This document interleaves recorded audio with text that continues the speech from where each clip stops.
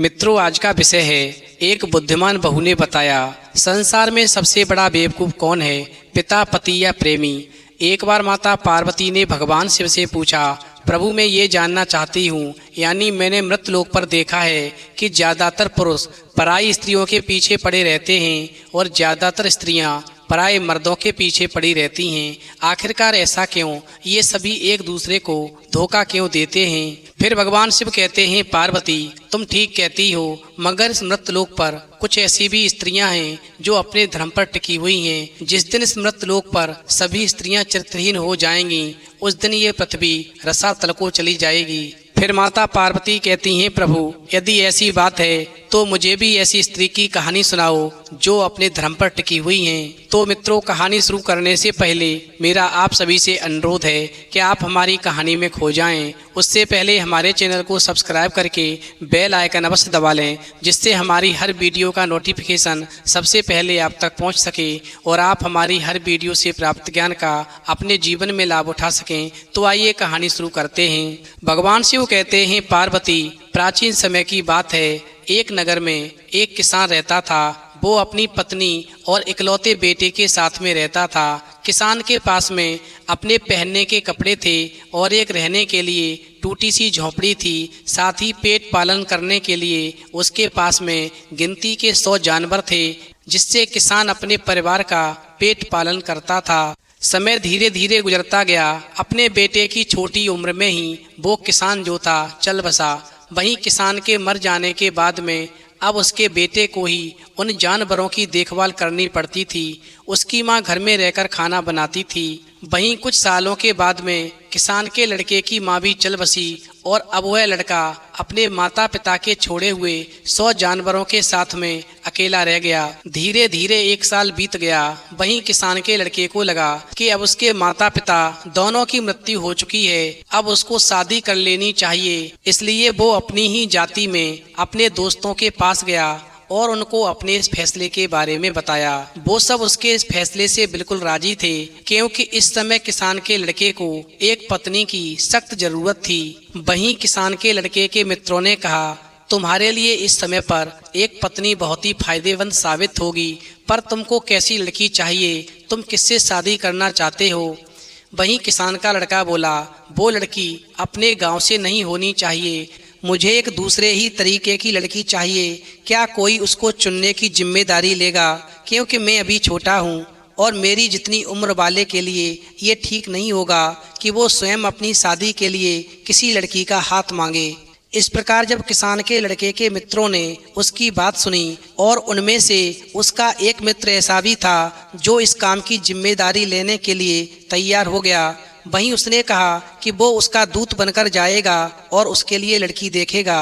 इस प्रकार जो किसान के लड़के का मित्र था, जिसने उसकी शादी कराने की जिम्मेदारी ली थी, वो वहां से चला गया और कुछ समय के बाद लौट आया। और फिर उसने लौटकर आने के बाद में किसान के लड़के से कहा, मैंने तुम्हारे लिए पड़ोस के गांव से एक बहुत ही अच्छी लड़की ढूंढ ली है। वहीं किसान का लड़का पूछता है, आखिर वो लड़की कौन है?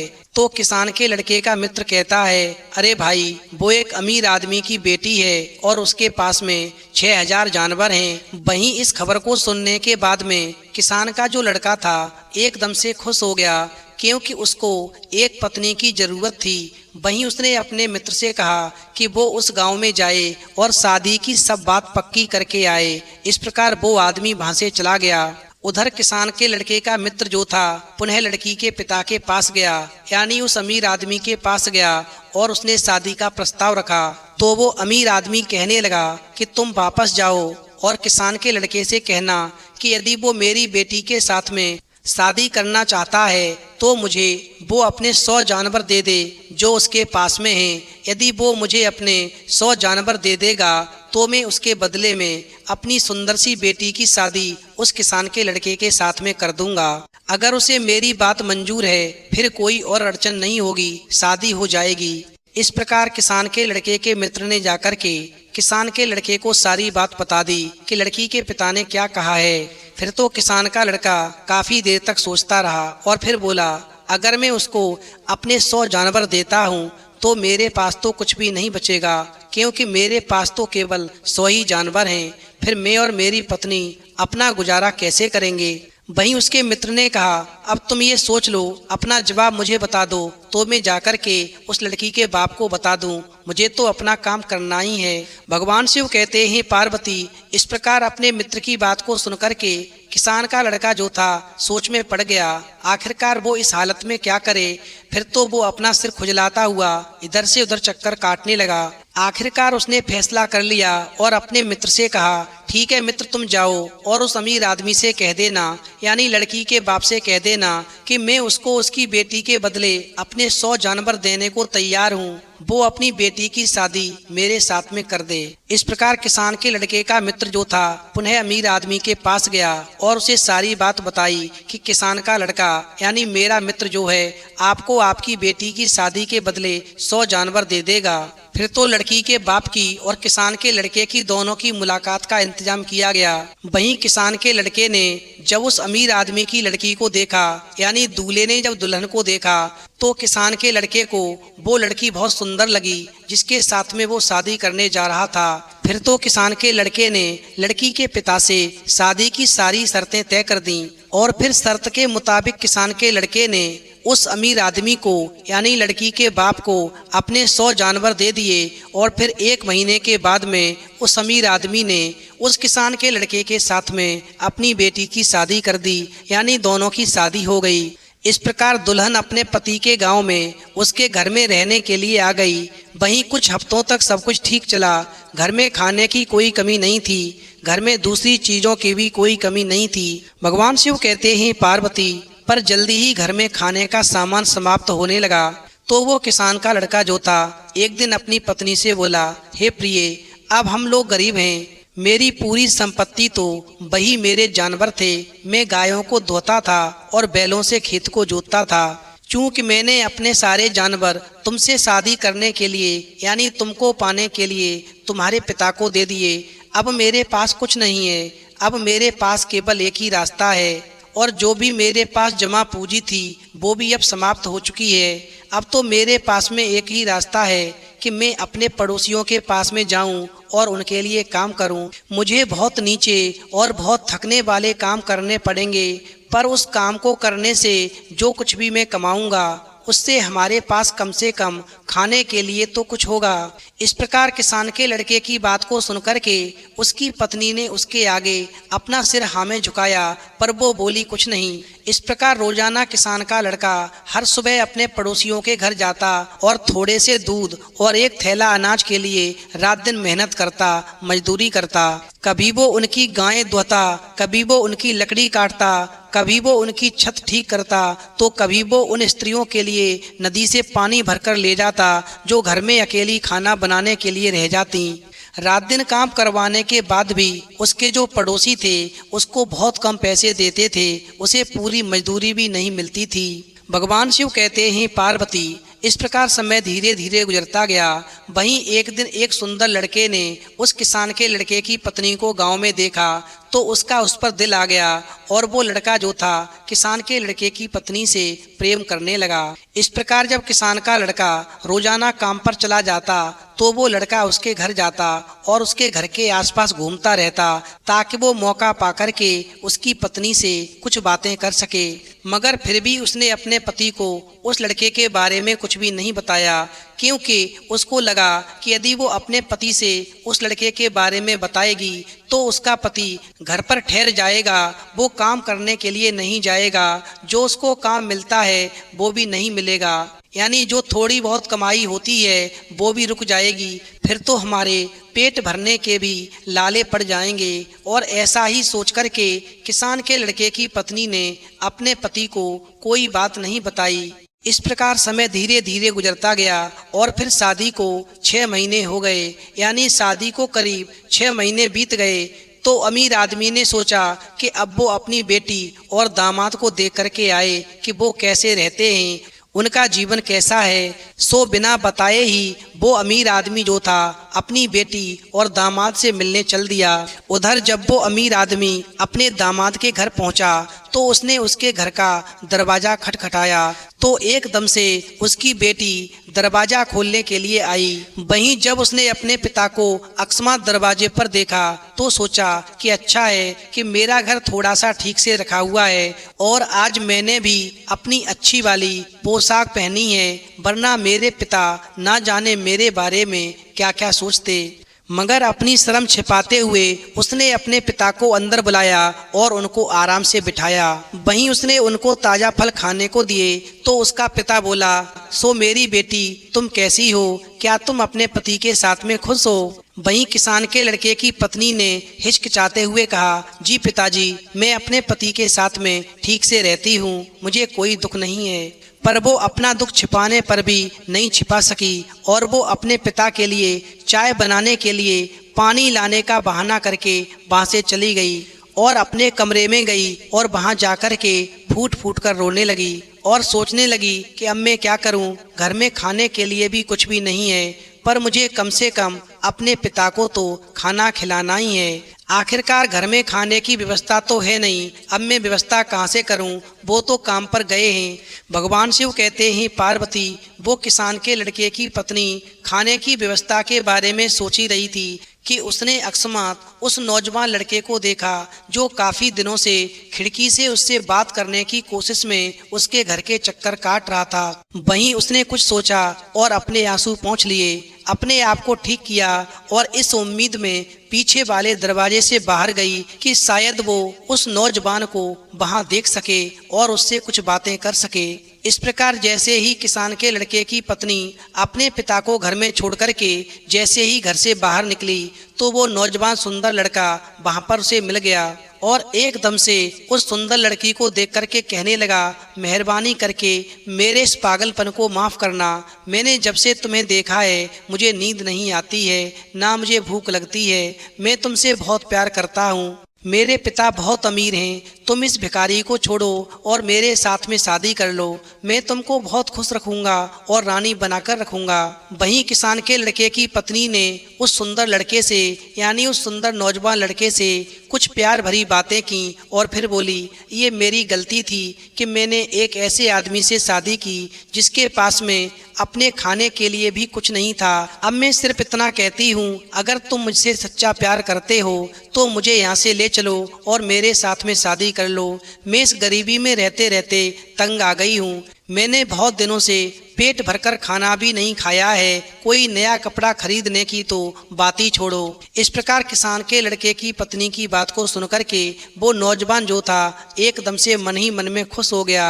ओहो, आखिर में अपने काम में सफल हो ही गया। और फिर वो उस लड़की से कहने लगा, तो फिर देर किस बात की, आओ अभी चलते हैं। वहीं किसान के लड़के की पत्नी बोली, अभी नहीं, थोड़ा रुको। आज मेरे पिताजी मुझसे मिलने के लिए मेरे घर आए हैं। मैं उनसे बहुत दिनों के बाद में मिली हूँ। मुझे अभी उनके लिए अच्छा खाना बनाना है, पर जैसा मैंने तुमसे अभी कहा कि मेरे पास उनके लिए खाना बनाने के लिए कुछ भी नहीं है। तुम बस मेरा इतना सा काम कर दो कि जरा बाजार जाकर के जल्दी से कुछ खाने का सामान ला दो, जिससे कि मैं अपने पिताजी को खिलाने के लिए सुंदर सा भोजन बना सकूं और मैं अपने पिताजी को पेट भरकर भोजन खिला सकूं। उसके बाद में मैं तुम्हारे साथ चली चलूंगी। वहीं किसान के लड़के की पत्नी की बात को सुनकर के वो नौजवान एकदम खुश होते हुए कहने लगा, ठीक है, मैं अभी जाता हूँ और तुम्हारे लिए कुछ सामान लेकर आता हूँ जिससे तुम अपने पिताजी के लिए सुंदर सा भोजन बना सको। इस प्रकार कुछ ही मिनटों में वो भागकर बाजार गया और एकदम से कुछ खाने का सामान लेकर आया, जिससे उस किसान के लड़के की पत्नी ने बहुत सुंदर सा भोजन बनाया। वहीं खाना बनाते बनाते शाम के खाने का समय हो गया। उसका पति भी पड़ोसी के यहाँ से कुछ छोटा मोटा काम करके अपने घर वापस आ गया। वहीं जब किसान के लड़के ने अपने घर में अपने ससुर को देखा तो वो एकदम से घबरा गया, क्योंकि वो उस समय उनको वहाँ देखने की उम्मीद नहीं कर रहा था। पर उसने अपने आप को किसी तरह संभाला और ये दिखाते हुए कि सब कुछ ठीक था, उसने उनको इज्जत से प्रणाम किया। फिर वो दोनों कुछ देर तक बातें करते रहे, यानी वो अमीर आदमी और किसान का लड़का यानी ससुर दामाद आपस में काफी देर तक बातें करते रहे। और फिर बातें करने के बाद में किसान का लड़का अपनी पत्नी के पास रसोई घर में गया तो उसने क्या देखा कि वो खाना बना रही है। फिर तो उसने आश्चर्य से पूछा, अरे तुम खाना बना रही हो, पर घर में तो कुछ था ही नहीं, फिर इतना सारा सामान तुम कहाँ से लाई? वहीं उसकी पत्नी ने हिचकिचाते हुए कहा कि मुझे कुछ सामान मिल गया था, उसी से मैं खाना बना रही हूँ। इस प्रकार पत्नी की बात को सुनकर के किसान का लड़का कहने लगा, मिल गया था, इसका क्या मतलब? आखिरकार ये सामान तुम्हें किसने दिया? तो पत्नी कहने लगी, आप गुस्सा मत हो, मैंने पड़ोसी से कहा कि मेरे पिता यहाँ खाना खाने के लिए आए हैं, पर मेरे पास उनको खिलाने के लिए कुछ भी नहीं है, तो उन्होंने ला करके मुझे कुछ खाने का सामान दे दिया, उसी से मैं भोजन तैयार कर रही हूँ। फिर तो पत्नी की बात को सुनकर के किसान का लड़का कुछ भी नहीं बोला और उसका सिर जो था एकदम से नीचे झुक गया और उसको बहुत शर्म आई। और फिर वो मन में सोचने लगा कि आज हमारी हालत ऐसी हो गई कि हमको पड़ोसियों से भीख मांगनी पड़ रही है। वहीं अपने पति को इतना दुखी देख करके किसान के लड़के की पत्नी ने उसको तसल्ली देने की कोशिश की और कहा, देखो तुम खुश रहो, इसमें इतना सोचने की कोई बात नहीं है। जिसने हमें ये खाने का सामान दिया है, हम उसको बदले में कुछ ना कुछ जरूर दे देंगे, हम उनके एहसान के नीचे कभी दबे नहीं रहेंगे। पर अब तुम जाओ और पिताजी के पास बैठो, खाना अभी तैयार हुआ जाता है, तुम वहाँ बैठो और मैं खाना लगाती हूँ। भगवान शिव कहते हैं, पार्वती इधर तो किसान के लड़के की पत्नी अपने पिताजी को खाना खिलाने की तैयारी कर रही है और उधर वो लड़का जो था मन में सोच रहा है कि अभी तक वो लड़की मुझसे मिलने के लिए नहीं आई, मेरे साथ चलने के लिए नहीं आई। जब काफी समय बीत गया तो वो नौजवान जो था, जो प्रेम करने लगा था, उसके दरवाजे की तरफ आ गया ताकि वो बाहर आने के लिए उसे इशारा कर सके। पर जब वो उसके खुले दरवाजे के सामने इधर उधर घूम रहा था, तभी उस लड़की के पति ने यानी उस किसान के लड़के ने उस सुंदर नौजवान को देख लिया और उसको पहचान लिया कि वो तो उसके एक पड़ोसी का बेटा है जो उसको कभी कभी काम भी देता रहता है। सो उसने उसको प्रणाम किया और उसको भी खाने के लिए अंदर बुला लिया। चूंकि वो नौजवान लड़का किसान के लड़के से मना भी नहीं कर सका और उसके बुलावे पर अंदर चला गया और जाकर वो दूसरों के साथ मेज पर बैठ गया। इस प्रकार वो तीनों पिता, पति और वो नौजवान मिलकर के आपस में बातें करने लगे। वहीं थोड़ी देर में किसान के लड़के की पत्नी खाना लेकर आई और उसने खाना लगा दिया। इस प्रकार लड़की उन तीनों को वहां एक साथ बैठा देख करके बिना किसी आश्चर्य के मुस्कुराई और बोली, ओ बेवकूफ लोगों, खाना तैयार है, खा लो। भगवान शिव कहते हैं, पार्वती इस प्रकार किसान के लड़के की पत्नी की बात को सुनकर के उसका पिता, पति और वो प्रेमी एकदम से शर्मा गए और सबके दिल में एकदम से गुस्से की एक लहर दौड़ गई। चूंकि उस अमीर आदमी ने अपनी बेटी के मुख से कभी भी अपने लिए ऐसे शब्द नहीं सुने थे। फिर वो अमीर आदमी एकदम से कहने लगा, एक बात बताओ, तुमने बेटी मुझे बेवकूफ क्यों कहा? तो वो लड़की कहने लगी, पिताजी आप गुस्सा ना हो, पहले आप खुशी खुशी खाना खा लें, उसके बाद मैं आपको बताऊंगी कि मैंने आपको बेवकूफ क्यों कहा। परंतु वो अमीर आदमी बोला, नहीं बेटी, पहले मैं तुमसे सुन लूं कि मैं बेवकूफ क्यों हूँ, तभी खाना खा सकूंगा। अभी तो तुम्हारी बात सुनकर मेरी भूखी खत्म हो गई है। तुमने आज अपने पिता को बेवकूफ बताया है। वहीं अपने अमीर पिता की बात को सुनकर के वो बेटी निडर होकर कहने लगी, पिताजी आप बेवकूफ इसलिए हैं कि आपने अपनी सबसे कीमती चीज एक बहुत ही छोटी सी चीज के लिए दे दी। तो उसका पिता कहने लगा, अरे बेटी तुम कैसी बात करती हो, मैंने कौन सी ऐसी कीमती चीज जो बहुत ही छोटी सी चीज के लिए दे दी। वहीं किसान के लड़के की पत्नी कहने लगी, पिताजी आपको पता नहीं आपकी कीमती चीज क्या है। पिताजी मैं अपने बारे में बात कर रही हूँ। वहीं अमीर आदमी बोला, तुम मेरे लिए बेटी बहुत ही कीमती हो, ये सच है, पर अगर तुम इसको जरा और साफ साफ करके कहो तो मैं समझूं। वहीं बेटी बोली, पिताजी ये तो साफ है, ये तो आप जानते हैं कि आपका इस दुनिया में मेरे अलावा और कोई दूसरा बच्चा नहीं है, और फिर भी आपने मुझे केवल 100 जानवरों के बदले में दे दिया, जबकि आपके पास में अपने 6000 से भी ज़्यादा जानवर हैं। शायद वो 100 जानवर आपके लिए मुझसे ज़्यादा कीमती थे, इसीलिए आपने वो 100 जानवर लेकर के मुझे इस गरीब आदमी के साथ में बांध दिया। फिर तो ऐसा सुनकर के पिता को बहुत शर्म आई और उसका चेहरा शर्म से लाल पड़ गया और वो बोला, बेटी तुम ठीक कहती हो, मैं सचमुच ही एक बेवकूफ़ हूँ जो मैंने 100 जानवरों के लालच में अपनी बेटी की शादी एक गरीब व्यक्ति के साथ में कर दी। उसके बाद में किसान का लड़का कहने लगा, तुमने मुझे बेवकूफ़ क्यों कहा? तो उसकी पत्नी एक तरफ देखकर बोली, तुम तो मेरे पिता से भी ज़्यादा बेवकूफ़ हो, क्योंकि तुमको तुम्हारे माता पिता से केवल 100 जानवर विरासत में मिले और तुमने वो सब केवल मुझे पाने के लिए मेरे पिता को दे दिए और तुम स्वयं कंगाल हो गए। अगर तुमने कोई लड़की अपने गांव की ली होती तो शायद उसकी तुम्हें इतनी कीमत न देनी पड़ती, पर तुम्हें तो कोई ऐसी सुंदरी चाहिए थी जो किसी अमीर घराने की हो। इतना ही नहीं, तुमने तो मुझे भी गरीब बना दिया, क्योंकि हमारे पास इतना खाना भी नहीं है कि हम रोज पेट भरकर खाना खा सकें। अगर तुमने कुछ जानवर भी अपने पास रख लिए होते तो तुम आज पड़ोसियों के घर में काम नहीं कर रहे होते।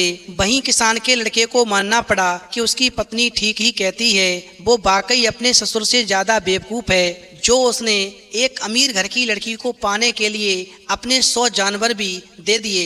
वहीं वो नौजवान प्रेमी जो था, अब वो कहने लगा, तुम मुझे एक बात बताओ, मैं बेवकूफ क्यों हूँ? तुमने मुझे बेवकूफ क्यों कहा? वहीं वो लड़की कहने लगी, तुम तो मेरे पिता और मेरे पति दोनों की बेवकूफियों को मिलाकर उनसे भी ज्यादा बड़े बेवकूफ हो। फिर तो वो नौजवान कहने लगा, इसका क्या मतलब है? वहीं नौजवान प्रेमी की बात को सुनकर के वो किसान के लड़के की पत्नी बोली, तुमने मुझे केवल थोड़ा सा खाने का सामान लाकर दे दिया और उसी के बदले में तुम मुझे लेकर जाना चाहते थे, जिसको मेरे पिता ने मेरे पति से 100 जानवर लेकर के दी और मेरे पति ने मेरे पिता को 100 जानवर देकर के हासिल की।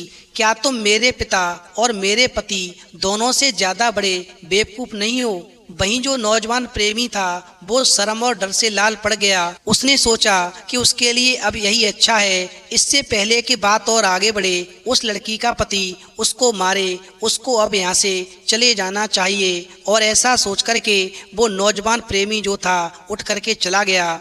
उधर लड़की का पिता अपने गांव चला गया और वहां जाकर उसने तुरंत ही अपने दामाद के 100 जानवर वापस कर दिए और उसको उसे माफ करने के लिए ऊपर से 200 जानवर और दे दिए। इस तरह वो पति पत्नी यानी किसान का लड़का और उसकी पत्नी दोनों अमीर हो गए और वो खुशी से रहने लगे। अंत में भगवान शिव कहते हैं, पार्वती, हर स्त्री को अपने चरित्र की रक्षा करनी चाहिए, जिस प्रकार किसान के लड़के की पत्नी ने की। पति चाहे कितना भी गरीब क्यों ना हो, कभी भी अपने चरित्र को नहीं गिराना चाहिए, धन के लालच में कभी नहीं आना चाहिए और पति की सेवा करते हुए पतिव्रत धर्म का पालन करना चाहिए। तो मित्रों, यदि आपको कहानी पसंद आई हो तो प्लीज़ आप हमारे चैनल को सब्सक्राइब करें और भगवान शिव और पार्वती के लिए एक लाइक करना बिल्कुल